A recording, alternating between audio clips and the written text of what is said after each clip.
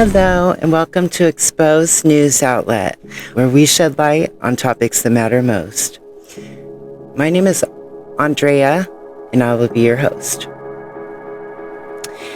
Today, we're exploring the latest release, 3 million pages later, what the Epstein Documents really show. But before we do, if I could just ask if you could please like this video, share it on your platforms, and subscribe to my channel if you haven't already. It really helps to get the message out, and I really appreciate it. Thank you. Without further ado, let's get to the news.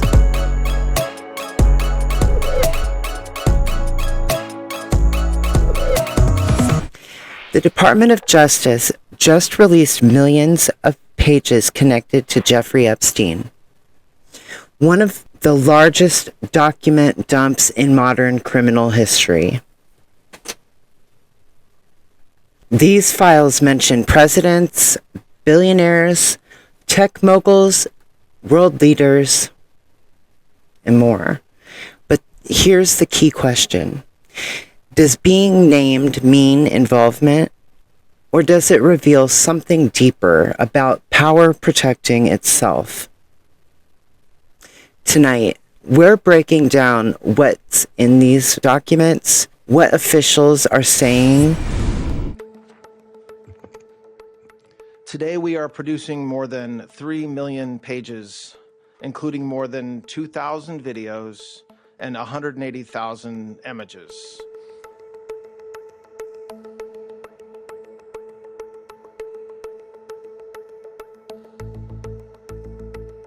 There's this mantra out there that, the Department of Justice is supposed to protect Donald J. Trump.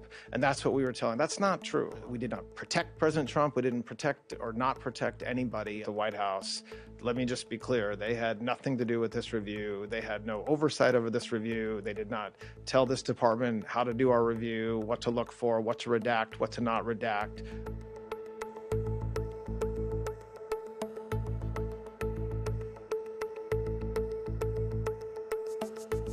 Although the act allows for withholding for items necessary to keep secret in the interest of national security or foreign policy, no files are being withheld or redacted on that basis. There's not some tranche of super secret documents about Jeffrey Epstein that we're withholding.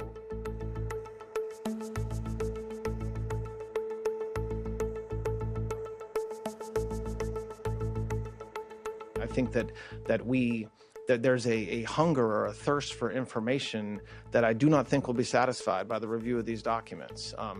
And there's nothing I can do about that. And where major questions still remain, what was released?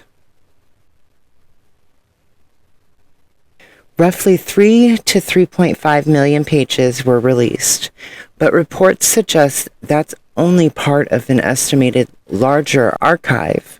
Officials say the documents include FBI tips, emails, travel discussions, photos, public submissions. The Justice Department has emphasized that many references come from uncorroborated tips or media reports, not verified criminal findings, which is sad because they've had plenty of time to corroborate them or remove them, but no one's attempted, even though they had all this extra time and mentioned bogus investigations that they were trying to stall with. Mentioned versus charged. Donald Trump.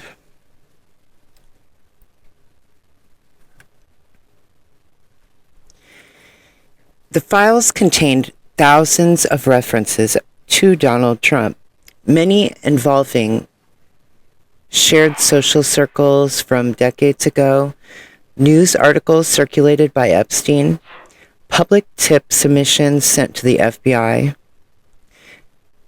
including when I say, because also Putin was also involved in these. I've reviewed the Epstein files that were produced by Donald Trump's Department of Justice last Friday multiple times. I want to utilize this video to discuss with you all of the references from those Epstein files regarding Vladimir Putin, Russia, Russian oligarchs, and the connections that those references have with the first Trump administration and the current Trump regime. I do not want to be conspiratorial. I just want to go over with you what's contained in the emails, the text messages, and the reports, and you can decide for yourself. As a reminder, last Friday, over 3 million documents from the Epstein files were produced by Donald Trump's Department of Justice, but that was only a partial production. There are at least 3 million documents that have not been produced by Donald Trump's Department of Justice, and that may equate to 25 million to 50 million pages within those documents that have not been produced. And my belief, based on my experience as a litigator in the past, is that those documents are far more devastating than what has been produced. But there have been bombshells in what has been produced. And as it relates to Jeffrey Epstein's connections with Vladimir Putin, Epstein is referenced as Vladimir Putin's money manager in FBI reports from confidential informants.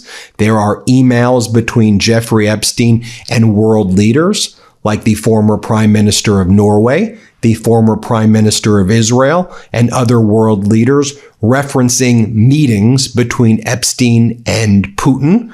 There are numerous references to Epstein meeting with other Russian oligarchs.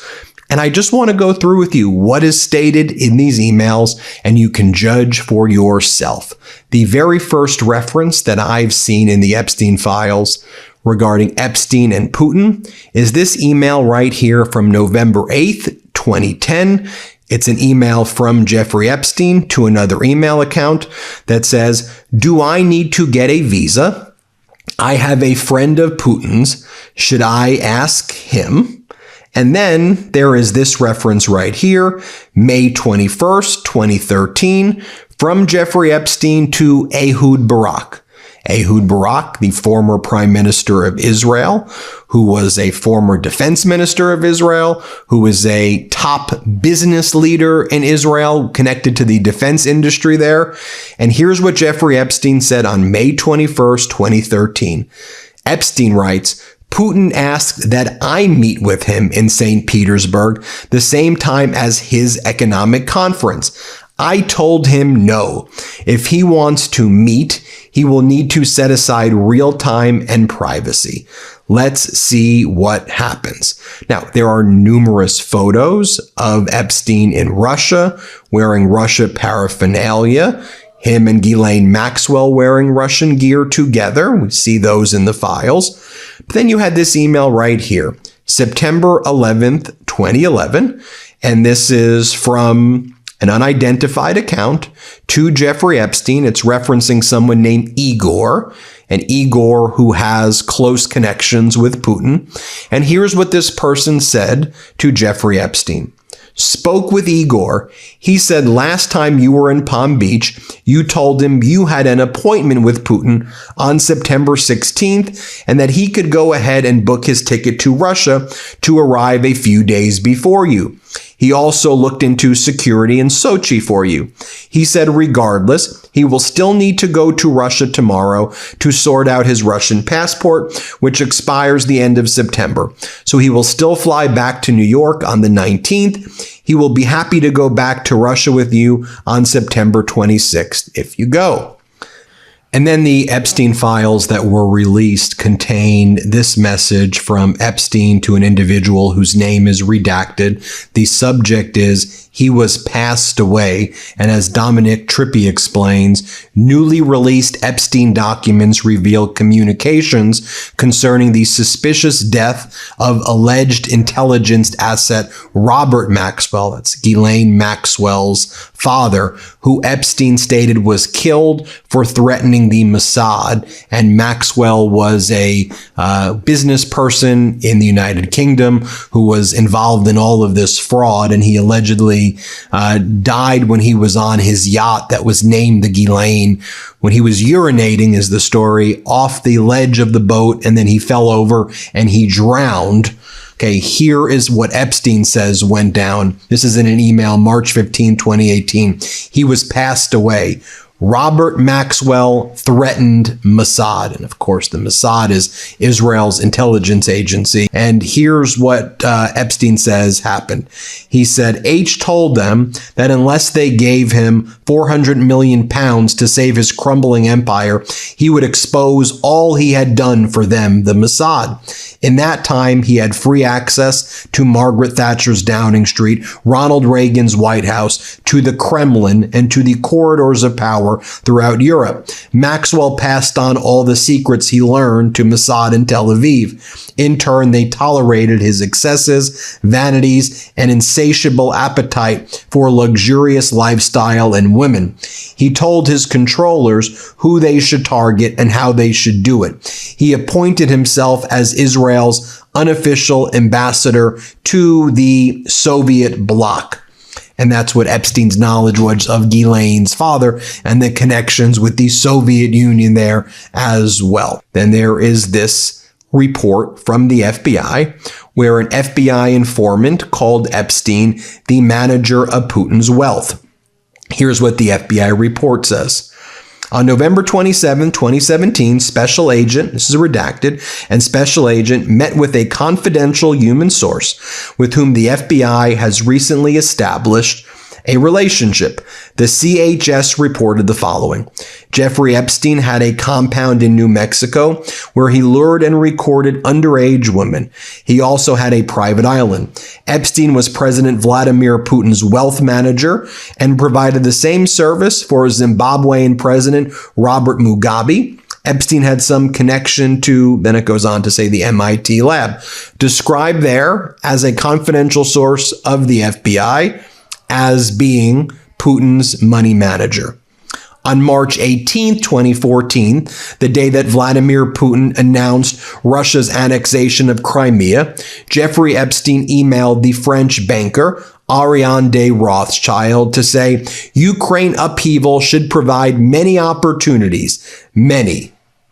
And as you can see, he was described as Putin's money manager. He was discussing meeting with Putin in 2011. He was then talking about there will be many opportunities as a result of the annexation of Crimea. But let's keep on reading right here. There was then a meeting on June 24th, 2018, between Epstein, there's an email right here, with other very key people describing a meeting. And the emails between Jeffrey Epstein and Jagland Thorban. Now, who is Jagland Thorban, or Thorban Jagland? Is the former Norwegian prime minister.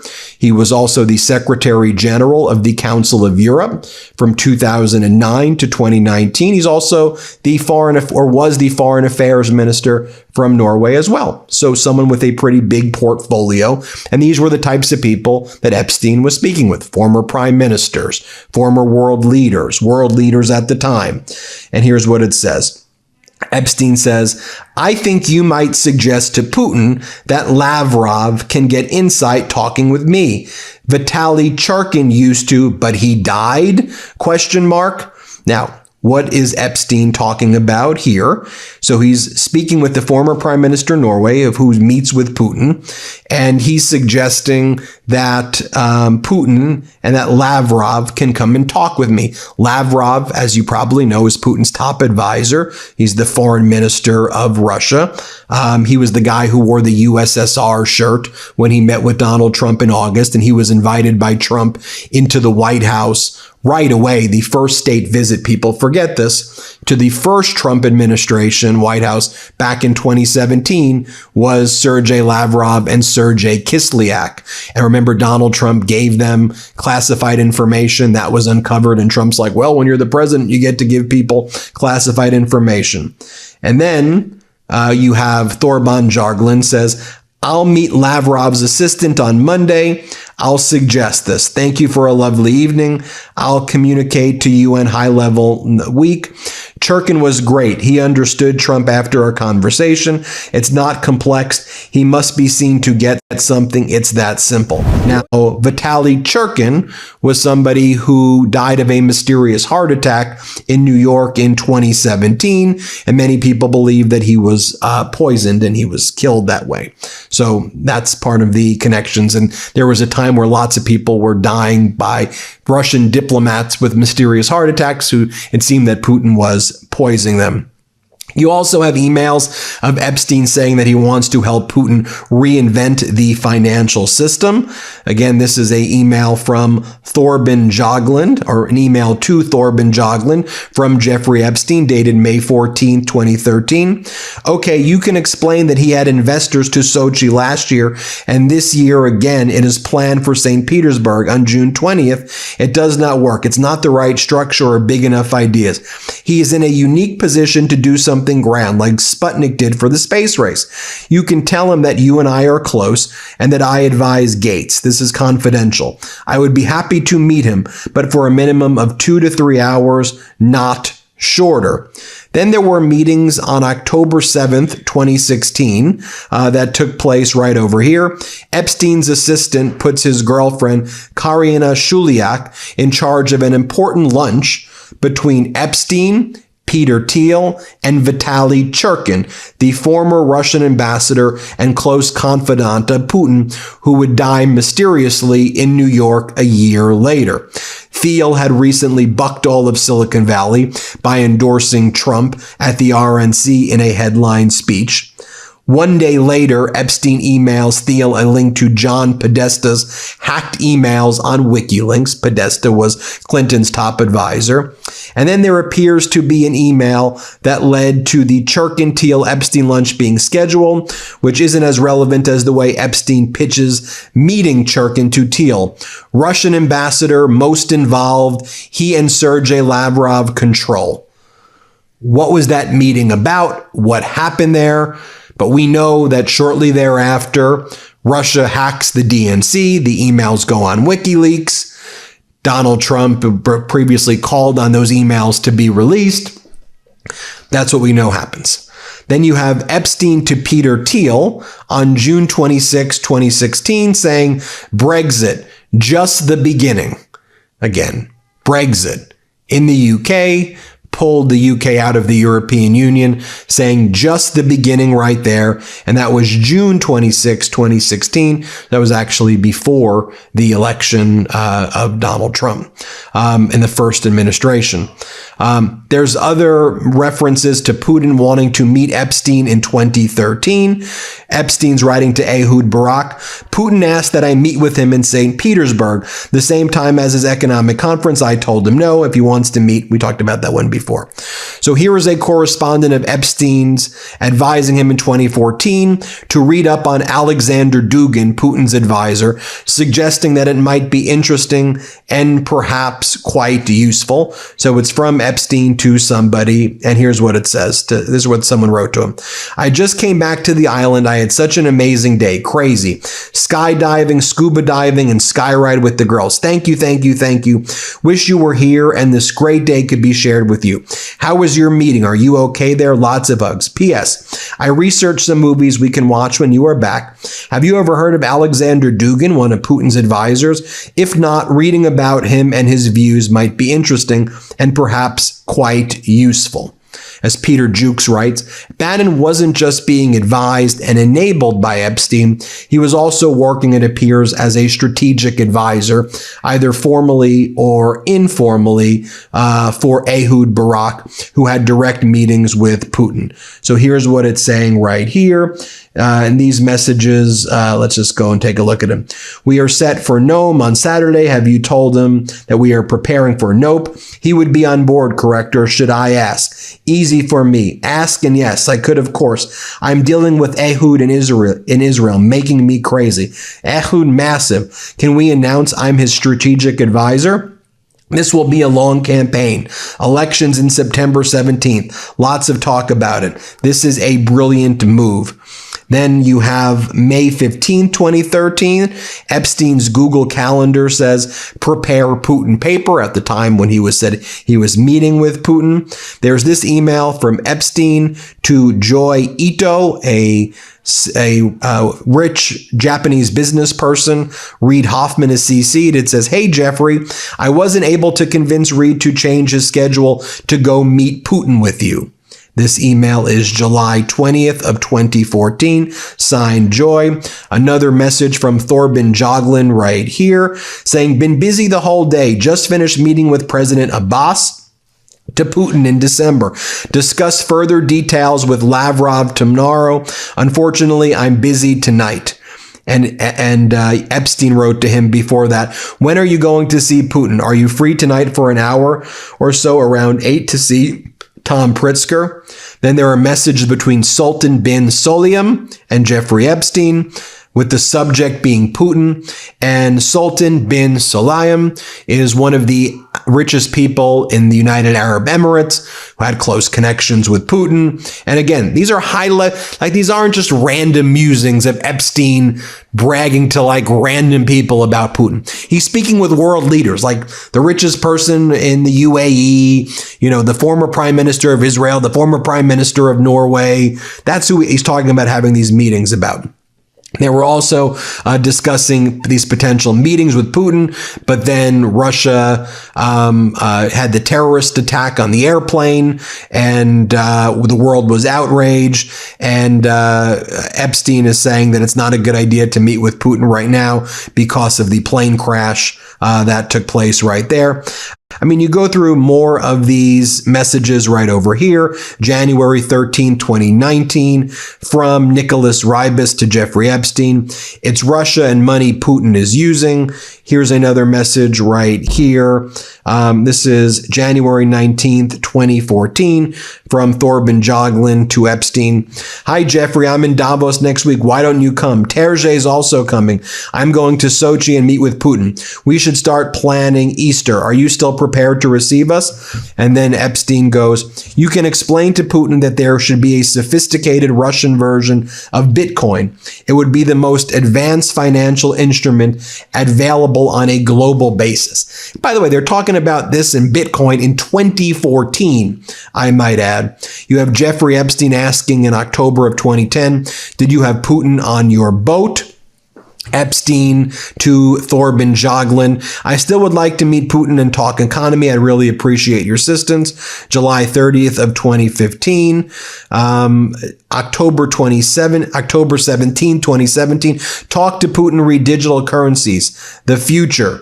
June 19th, 2018, June 17th, 2018, from Thorbjørn Jagland to Epstein. Hi, Jeffrey. Terj invited me to come to you in Paris. Can you confirm it? It's the same procedure as last time, that I can stay with you. Promise to make nice or ruin you. Coming directly from Moscow, meeting with Putin, Lavrov, and Medvedev. Yes, of course. Steve canceled a trip to Europe. I mean, they're talking about Putin meetings at the highest level right here.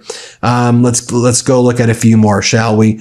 You have Peter Mandelson, who was the former UK ambassador to the United States. He's since been fired because he's all over the Epstein files. He and Epstein are saying the following. This is from Epstein to Lord Peter Mandelson. Can we put together for you the equivalent of a Putin-Medvedev deal? Choose someone who will be seen by your stand-in, run as a team, and the voters would be voting for you. There's also messages about interfering with other countries' elections like this. That Epstein's writing about Bolsonaro giving Steve a big boost. I love to meet Lavrov with you. I love Lavrov. Remind Steve about the invitation to come to Slovakia and meet Fico. And I'm reminding about some of you plus Montenegro. Both he and I will come to Europe for November elections. And what they're talking about during this time period in 2018, Bolsonaro, who is the eventual insurrectionist, but he's the right-wing kind of MAGA guy in Brazil, putting Bolsonaro in power. They're talking about the Prime Minister of Slovakia, and we know through the messages that the Prime Minister of Slovakia's top foreign ministers were in touch with Epstein all of the time. And again, they're talking about manipulating elections. They're talking about high-level meetings with Putin all at the same time. This is August 29th, 2016. Again, this is all before the November 2016 election. I need to attend a meeting with Putin in Vladivostok. Epstein to Sultan bin Salim right there. And so you have all this activity taking place, at the same time. I could keep going, but I think you get the point. So then Trump comes into office, the first administration. The first people who show up at the White House are Lavrov and Kislyak. And so Donald Trump's out there saying, oh, Russia, Russia, Russia, Russia, Russia, Russia hoax. And then, of course, while all of these messages are happening right here, you have Epstein involved in all of these communications with Steve Bannon, with Elon Musk, with others who are now in the Trump administration. He has intimate familiarity, Epstein, with what's happening in the Trump administration. And so I'll let you form your own opinions about what went down leading up to the 26th election, what happened thereafter, Epstein's knowledge of what Putin may have known about the 2016 elections. But I mean, it's pretty clear. I'm just sticking with the emails and you form your own opinions, okay? It's just crazy how clustered, everything is. The DOJ states that a spreadsheet summarizing tips about Trump contained unverified and often fantastical claims. Please. Nothing is fantastical with that. Officials say they found them not credible. But did they even investigate? It has long been publicly known that Trump and Epstein were socially connected in the 1990s and later had a falling out. Trump has denied knowledge of Epstein's crimes. However, a lot of the evidence has kind of said otherwise. Being mentioned in the investigative files does not equal guilt, but the historical association between powerful figures and Epstein continues to raise public concern. Billionaires and tech elites. Elon Musk, emails from 2012 to 2013 show exchanges about potentially visiting Epstein's island. Musk has publicly said he refused invitations and denied wrongdoing. However, the emails suggest otherwise. In fact, he even asked when the wildest nights would be for him to partake with his then lover, Tallulah.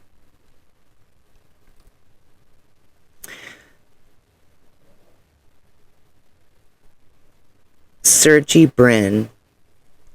Early 2000s social invitations appear in emails before Epstein's crimes were widely exposed. Richard Branson. Emails show business-style communication and island invitations. His company says interactions were limited and ceased once serious allegations were known.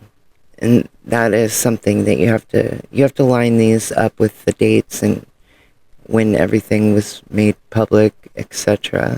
Whatever questions remain there of what I can't even begin to know all of it, those questions are for those people and for even my ex-husband. They need to answer to those things, not me. Melinda Gates pleading for ex-husband Bill to address his numerous mentions in the latest round of the Epstein files.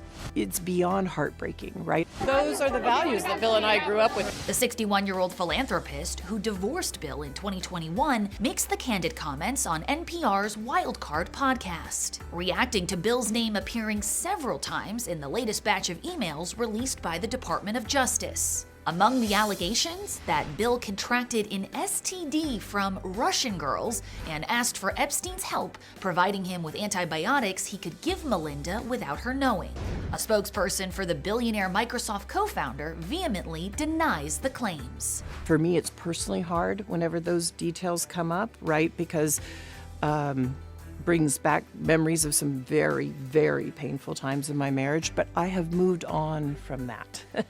I purposely pushed it away and I moved on. Melinda expresses empathy for Epstein's victims. No girl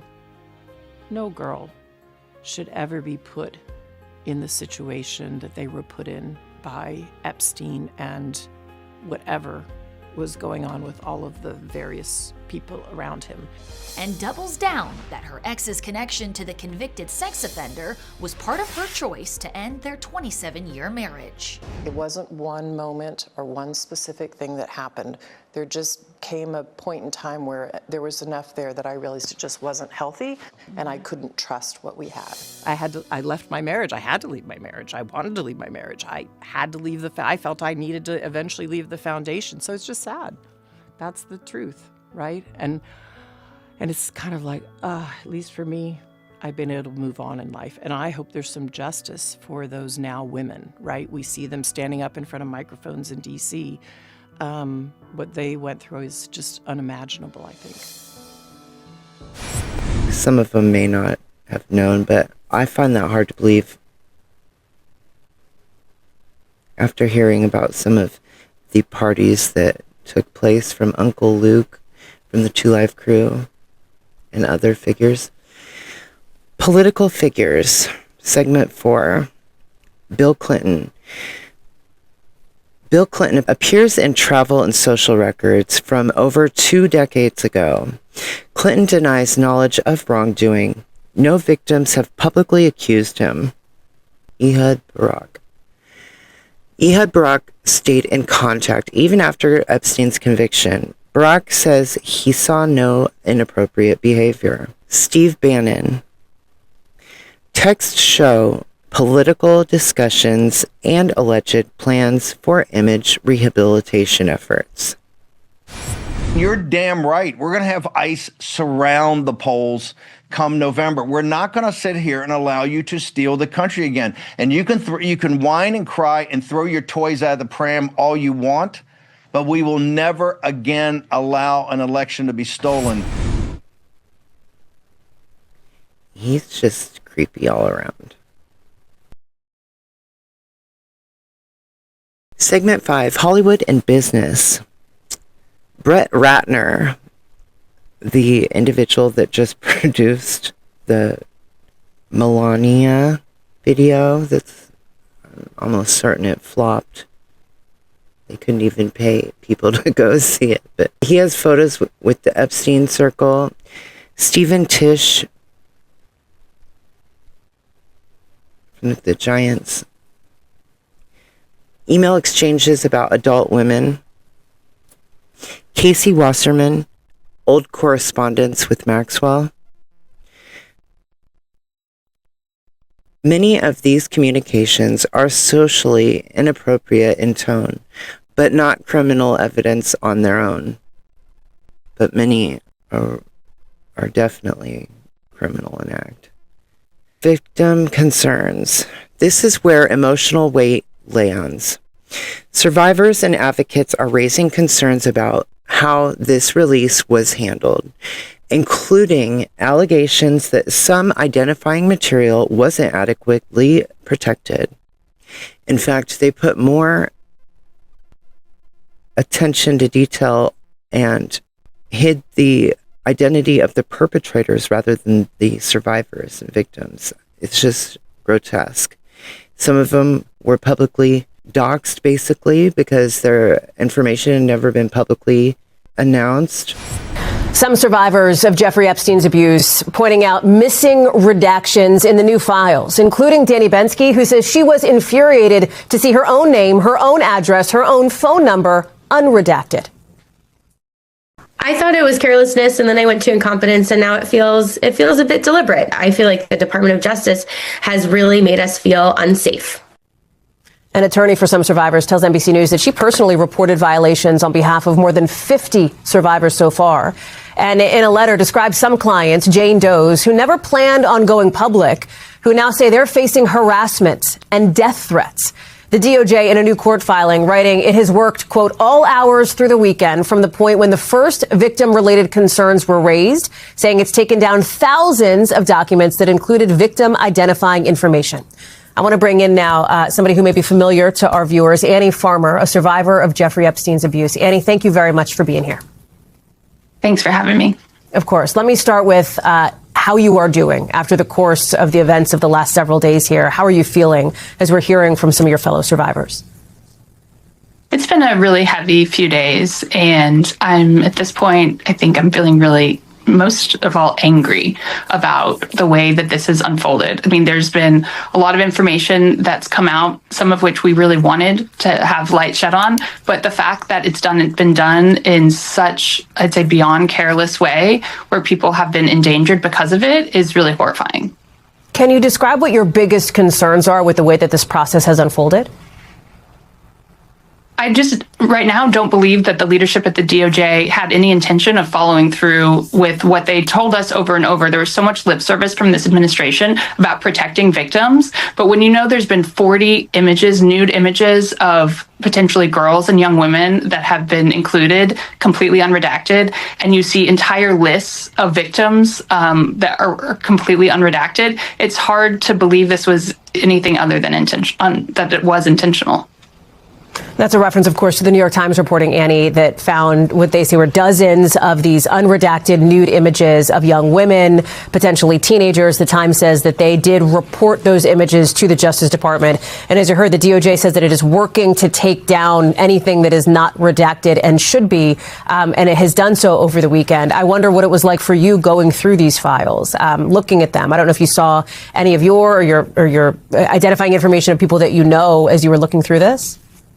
Yes, yeah. I mean, I found my own, date of birth, my own phone number, but was also just really disturbed to see evidence of names of people that I knew did not want to be public, that were included, and also just like really, intimate details of people's lives that did not need to be included and were the kinds of things that the law outlined that said would not be included. So, and once something is out there in a digital way, they can take it down. But as we know, the damage has been done, and it's really upsetting. Annie, do you feel protected by the government? No. What would you need to feel that way?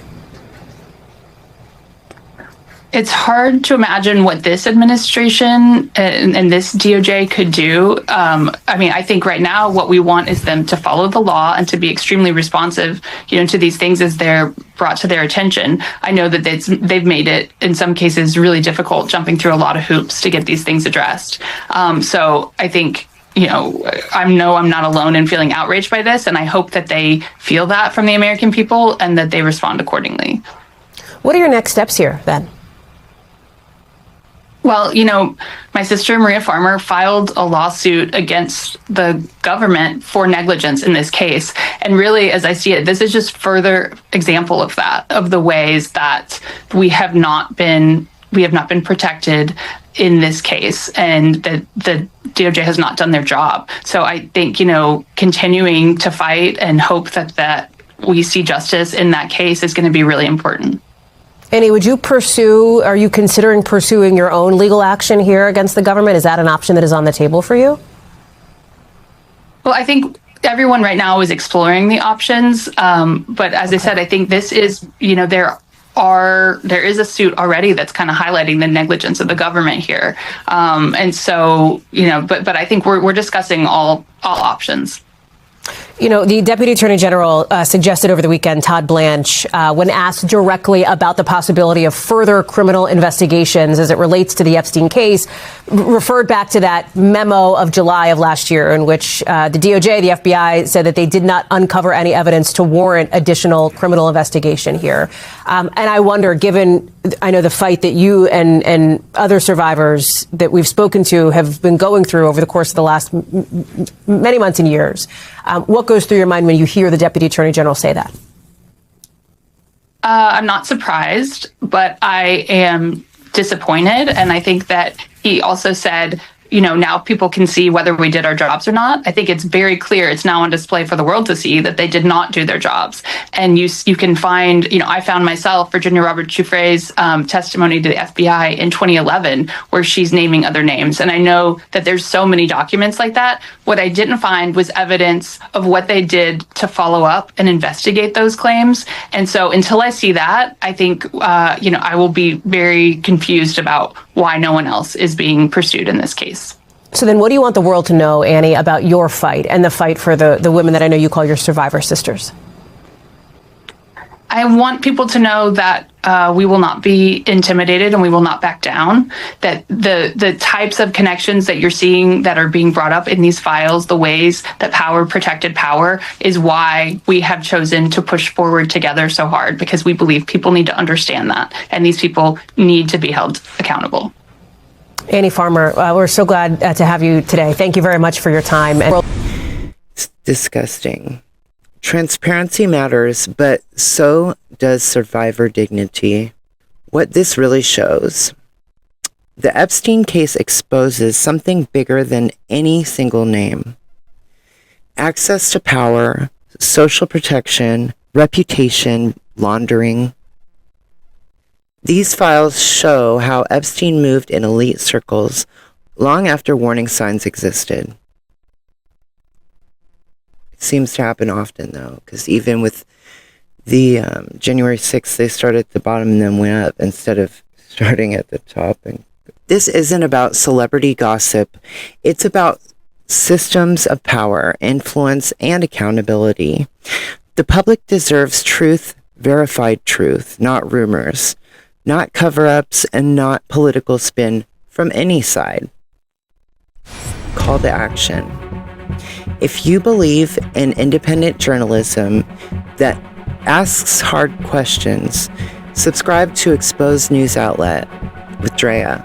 If you liked this video, please be sure to give it a like and share it on your platforms so more people understand what these documents actually say.